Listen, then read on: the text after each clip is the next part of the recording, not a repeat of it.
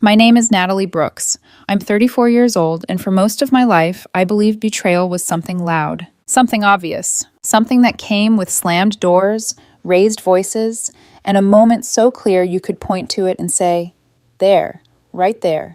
That's when everything broke. But that's not how it happens. The worst betrayals don't arrive like explosions. They arrive quietly. They sit at your kitchen table. They drink your coffee. They smile at you while they're already rewriting your life behind your back. And by the time you realize what's happening, it's already too late. Ethan and I had been together for 8 years. We met in college.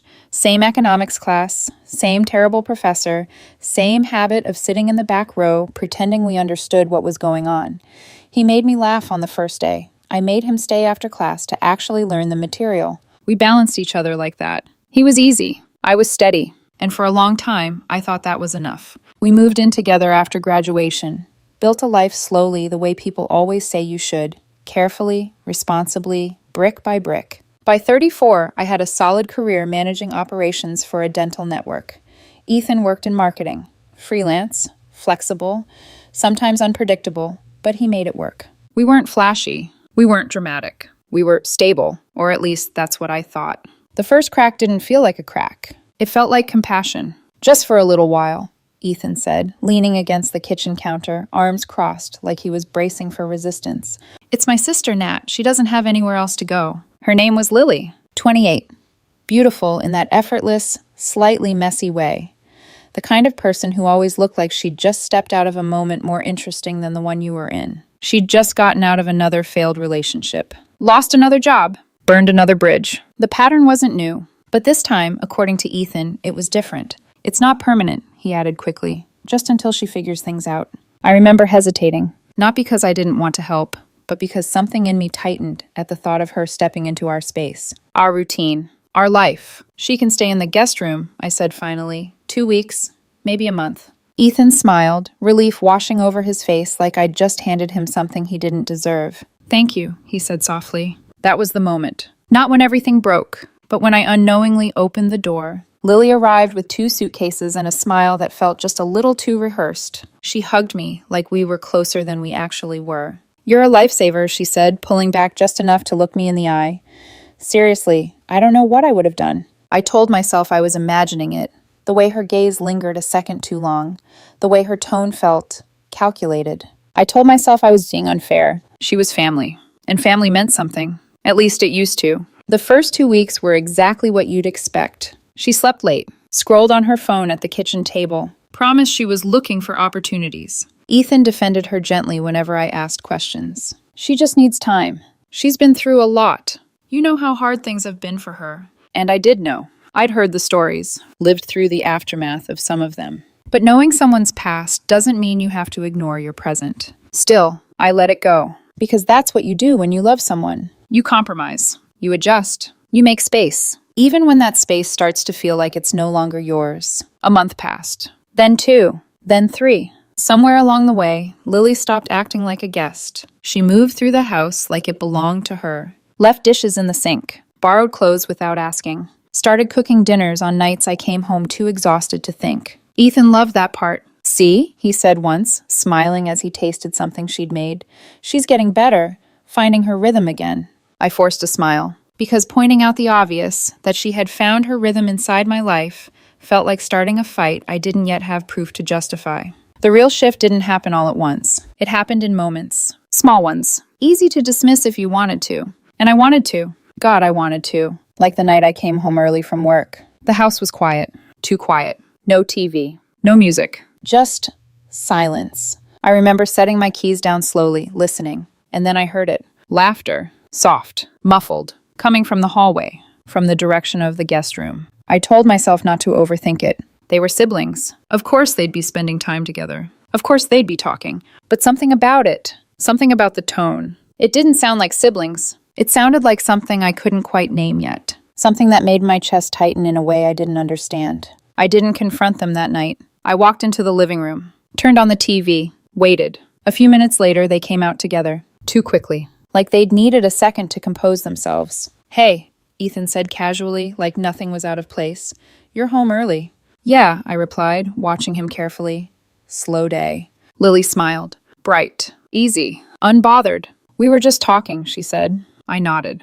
Of course you were. That was the moment something inside me shifted. Not broken. Not yet. But unsettled. Like a glass placed too close to the edge of a table. Still standing. But one small push away from falling. The next few weeks were worse. Because once you notice something, you can't unsee it. The way Ethan started spending more time at home. Less work. More flexible hours. The way Lily laughed at everything he said. Even things that weren't funny. The way conversations stopped when I entered the room. The way silence filled the space where transparency used to live. And the worst part? The way I started questioning myself instead of them. You're imagining things. You're tired.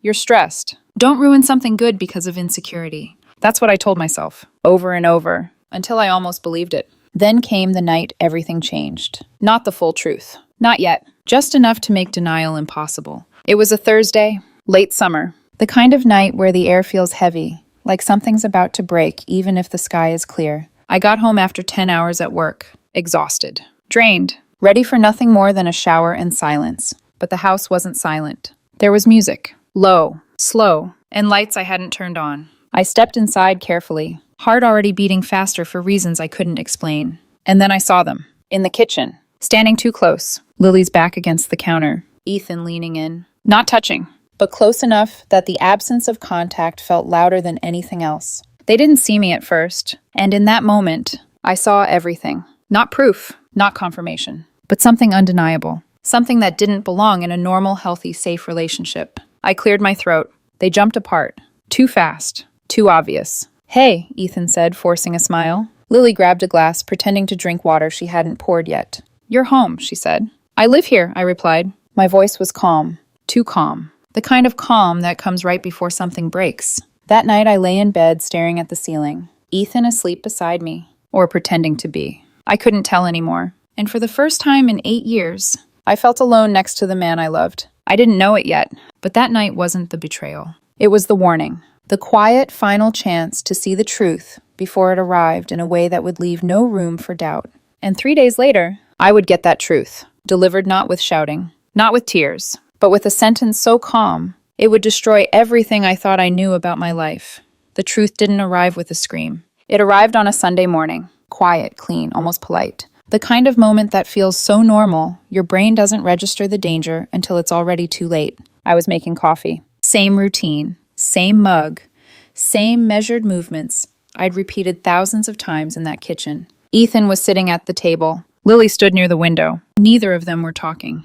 That was the first sign. Because lately they always had something to say to each other. Always some shared joke, some quiet conversation that stopped the moment I entered the room. But that morning, silence. Thick. Intentional. Waiting. Natalie, Ethan said finally. Just my name. Not hey. Not good morning. Just my name. I turned slowly. Something inside me already knew. Not the details. Not the full shape of it. But enough. Enough to feel the ground shifting beneath my feet before the earthquake hit. What's going on? I asked. My voice sounded distant, like it belonged to someone else. Ethan glanced at Lily. That was the second sign. Not looking at me. Looking at her. Like they were about to present something. Together. We need to tell you something, he said. And just like that, the room felt smaller. Air thinner. Walls closer. I didn't sit down. Didn't move. Just stood there, gripping the edge of the counter hard enough that my fingers started to ache. Then tell me. Lily took a step forward. Not toward me. Toward him. Always toward him. I'm pregnant, she said. The words landed. But they didn't make sense. Not at first. Pregnant. Okay. That was news. Unexpected. Complicated. But not this. I swallowed. That's a lot. I didn't finish the sentence. Because I already knew. My body knew before my mind was willing to catch up. Ethan spoke next. Calm. Measured. Like he'd practiced this. It's mine. And just like that, everything stopped. Not slowed. Not cracked. Stopped. Like someone had pulled the plug on reality itself. I stared at him, waiting. For the punchline. For the correction. For him to laugh and say, I'm joking. This is messed up, I know. But it's not real. But he didn't. He just sat there, looking at me. Like he was waiting for me to understand. You're serious, I said. It wasn't a question. It was a realization. A slow, sinking one. We didn't plan it, Lily added quickly. Her voice soft. Careful. Controlled. But it just happened. I laughed. I couldn't help it. A sharp, broken sound that didn't feel like it came from me. It just happened? I repeated. What does that even mean? Ethan stood up. took a step toward me. I stepped back instantly. The movement automatic, instinctive, like my body had already classified him as something dangerous. We didn't mean for this to happen, he said. Again, careful, rehearsed. But it's real, Nat. We didn't expect it, but...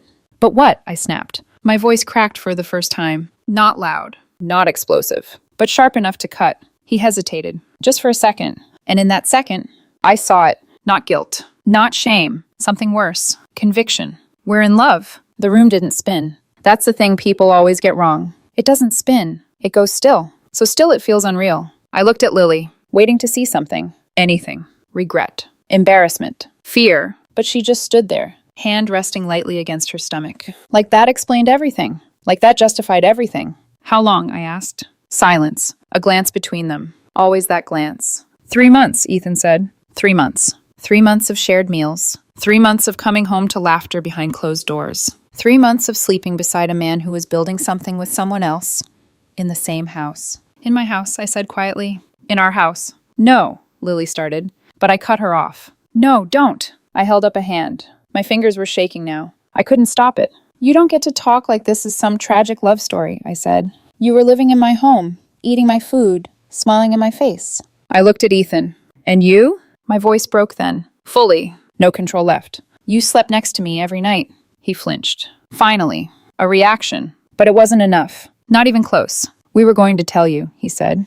We just needed to be sure. I laughed again. Quieter this time. Colder. Be sure? Lily stepped forward slightly. We didn't want to hurt you if it wasn't real. I stared at her. Actually stared, trying to understand how someone could say something like that, and believe it made things better. So you waited, I said slowly. You waited until you were pregnant. Neither of them answered. They didn't have to.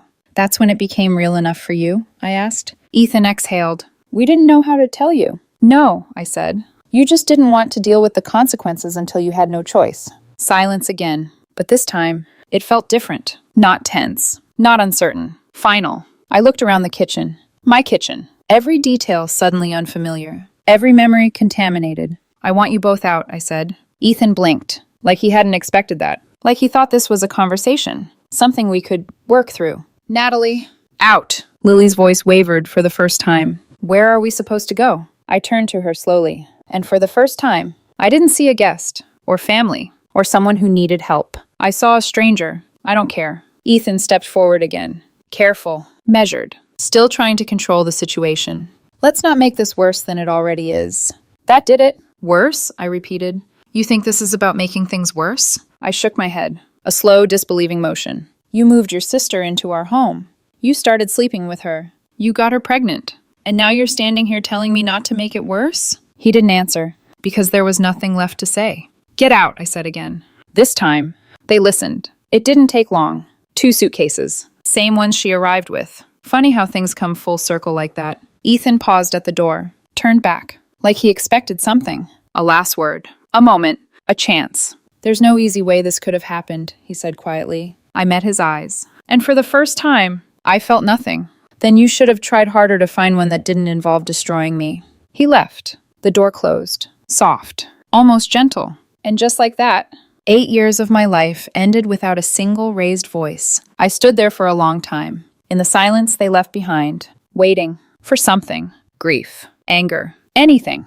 But all I felt was the absence of everything I thought I had. I didn't cry. Not that day, not that night. Because somewhere deep down, a part of me had already started preparing for this. From the moment I heard laughter behind a closed door, from the moment I chose to ignore what I already knew. 3 days. That's how long it took. From suspicion, to confirmation, to destruction. And the worst part, this wasn't the end. Not even close. Because the next betrayal would come from the people I thought would stand beside me. The people who were supposed to choose me. Just once. And they wouldn't.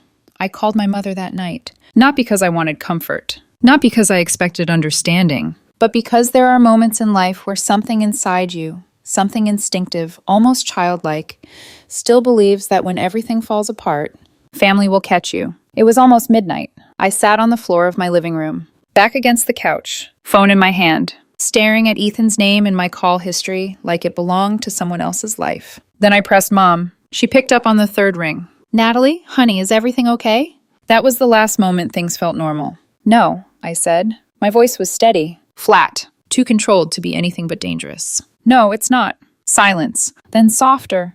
What happened? I closed my eyes, forced myself to say it out loud. To make it real. Ethan's been sleeping with Lily. A pause. Sharp. Breath catching on the other end. And she's pregnant. Longer silence this time. The kind that stretches just enough for hope to slip in. Hope that she'd say the right thing. The obvious thing. The only thing that made sense. I'm so sorry. That's unforgivable. I'm coming over. But she didn't. Honey, she said slowly. Are you sure? I opened my eyes. Stared straight ahead. At nothing. Yes, I said. He told me. They both did. In my kitchen. After 3 months of lying to my face. Another pause. Then, we should hear his side of the story. Something inside me snapped. Not loudly. Not violently. Just cleanly. Like a thread pulled too tight. His side? I repeated. Sweetheart, I'm not saying what they did is right, but I hung up. I didn't yell. Didn't argue. Didn't give her a chance to finish. Because I already knew how it ended. And I wasn't going to sit there and listen to it. The next day, they went to my parents. Of course they did. That was always the next step. Control the narrative. Frame the story. So by the time I walked in, I was already the problem. I drove there anyway. Because some part of me still needed to see it. To confirm it. To look my parents in the eye and understand whether I'd really lost them too. Or if there was still something left worth holding on to. My mother opened the door. She looked uneasy. Not shocked. Not angry. Just cautious. Before you say anything, she started, we talked to them. Of course you did. They explained everything. I stepped inside slowly. My father was in the living room, standing, arms crossed, like he'd already chosen his position. I don't need their explanation, I said. I lived it. My mother sighed, soft, measured, like she was preparing to deliver something difficult, but reasonable. I know you're hurt, she said. But sometimes people fall in love. There it was. I stared at her. Actually stared. Trying to reconcile the woman in front of me with the one who raised me. She was living in my house, I said. He was my partner. They didn't fall in love. They betrayed me. My father stepped in. Voice calm. Controlled. Relationships are complicated, Natalie. I laughed. A short, hollow sound. No, I said. They're not. Not like this. My mother stepped closer, lowered her voice, like she was trying to reason with someone unreasonable. Lily said things between you and Ethan had been difficult. That you were distant, working too much. My brain actually paused, like it couldn't process what I was hearing. You're blaming me? I asked. No one's blaming anyone, she said quickly. But these things don't happen in a vacuum. There it was again. That subtle shift. That quiet rewriting of reality. My father nodded. Maybe this is for the best. For the best, I repeated. They're having a baby, he continued. We need to think about the bigger picture. The bigger picture. I looked between them. These people, my parents, the ones who were supposed to protect me. Stand beside me. Choose me. And what am I? I asked. My mother's expression softened. You're our daughter. Then act like it. Silence. We just want you to be the bigger person, she said finally. And that was the moment everything ended. Because I had spent my entire life being the bigger person. When Lily messed up, again and again, I was understanding. When she needed help, I gave it. When she showed up with nowhere to go, I opened my home. And now, after she destroyed my relationship, after Ethan chose her, after they both sat in my kitchen and told me like it was a reasonable outcome, I was supposed to be the bigger person. Again. No, I said. My voice was calm, but it carried something new, something solid. No, I'm not doing that anymore. My father frowned. Don't be childish. I shook my head slowly. This isn't childish, I said. This is the first adult decision I've made in a long time. My mother's eyes filled with tears. Real ones this time. You're going to regret this, she whispered. Maybe, I said. But I'll regret it a lot less than staying. I turned, walked toward the door. Natalie, my father called after me. We're your family. I paused, hand on the handle. Then you chose the wrong side. And I left. That night I didn't cry. Not even when Ethan texted. Not when Lily called. Not when my mother showed up the next morning, standing on my porch like persistence would fix what she'd broken. Please, she said. They feel terrible. They made a mistake. They love each other. I looked at her. Really looked. You stopped being my mother the moment you chose them, I said. Leave. Her face crumpled. You don't mean that? I do. And for the first time in my life, I didn't back down. She left, crying, calling me cruel, saying I'd regret it. I didn't. 2 weeks later, everyone knew. Aunts, uncles, cousins, all of them suddenly had opinions. Half of them told me to forgive. Move on. Family is everything. The other half? They stayed quiet, didn't want to get involved, didn't want to choose sides. Not one person said what happened to me was unforgivable. Not one. So I made the decision for all of them. I sat at my kitchen table, phone in my hand, staring at the family group chat. 15 people, all connected, all watching, all waiting. I typed the message slowly, carefully, rewriting it over and over until every word felt right, until it said exactly what needed to be said. Then I sent it. To everyone in this chat, congratulations. You chose Lily and Ethan over me. You decided what they did is forgivable, that my pain is something I should swallow to keep the peace. My hands didn't shake. Not anymore. Here's my response. I'm done. Effective immediately. I paused. One last moment, one last chance to soften it, to leave the door open. I didn't. Lily, enjoy the life you took. Ethan, hope it was worth it. Mom, Dad, I hope his happiness was worth losing your daughter. My chest felt lighter with every word. To everyone who stayed silent, who told me to move on, to be the bigger person. You chose comfort over what's right. You're part of this too. One breath. In, out. Don't contact me. Don't call. Don't show up. If you do, I'll take legal action. Final line. No hesitation. You made your choice. Now I'm making mine. Goodbye. I hit send. And then I blocked every single one of them. My phone lit up instantly. Messages flooding in. Calls. Voicemails. Notifications stacking on top of each other. 30 seconds. That's how long it lasted. Then silence. Complete. Absolute silence. I sat there, in the quiet, waiting for something. Regret. Doubt. Fear. But all I felt was relief. For the first time since that Sunday morning, I could breathe. I didn't know what came next. Didn't know how hard it would get. Didn't know how far they'd go to pull me back in. But one thing was already clear. I wasn't going back. The silence didn't last. It never does. Not when people lose control over you. Not when they realize the version of you they depended on, the one who forgave, who adjusted, who stayed, no longer exists. The first call came through my lawyer. 2 days after I sent the message, I hadn't even given anyone his number, which meant they'd gone looking for it. Hard. Your family has been trying to reach you, he said calmly. Multiple calls. Your mother, father, Ethan, even Lily. I let out a quiet breath. Of course they have. They're asking me to pass along messages. What did you tell them? That I'm your lawyer, not your messenger. A small pause. Well handled, I said. He hesitated. You want me to forward anything? I didn't even think about it. No. And just like that, the last official line of communication between me and my past was cut. I filed for separation that same week. Clean. Efficient. No shared assets worth fighting over. No children tying us together. Just paperwork dissolving something that had already been dead long before it ended. Ethan didn't fight it. Not really. He sent one message through his lawyer. I never meant to hurt her. I stared at that sentence for a long time. Then I told my lawyer to proceed. Because intent doesn't erase impact, and regret doesn't rebuild what you chose to destroy. I sold the house. Every corner of it felt wrong. Every room held memories I didn't trust anymore. Even the walls felt like they knew something I didn't. So I left. Took what I could. Let the rest go. And I started over. The first few months were quiet. Not peaceful. Not yet. Just quiet. No family calls. No expectations. No pressure to forgive. No one telling me to be the bigger person. Just me. And the uncomfortable, unfamiliar feeling of choosing myself for the first time. It wasn't easy. People like to pretend cutting off family is some dramatic, empowering moment that solves everything. It's not. It's lonely. It's disorienting. It forces you to sit with the truth that the people you needed most weren't who you thought they were. But it's also clarifying. Because once the noise is gone, you can finally hear yourself think. I moved cities. New apartment. New routines. Same job at first. Then eventually, a better one. Something that didn't carry the weight of my old life. And slowly, I started building something new. Not out of revenge. Not out of anger. But out of necessity. Because when everything burns down, you either sit in the ashes, or you build something stronger. A year later, I met Daniel. It wasn't dramatic. No sparks. No instant connection. Just steady. We met through work. A project that required too many meetings and too much coffee. He was quiet. Observant. The kind of man who listened more than he spoke. And the first thing I noticed about him, he didn't push. He didn't try to fix me. Didn't ask for details I wasn't ready to give. Didn't offer empty reassurances or forced optimism. He just showed up. Consistently. Quietly. And after everything I'd been through, that meant more than anything else. When I finally told him the full story, he didn't interrupt. Didn't question. Didn't try to soften it. He just said, that shouldn't have happened to you. Simple. Clear. No excuses. No but. And for the first time, I felt understood.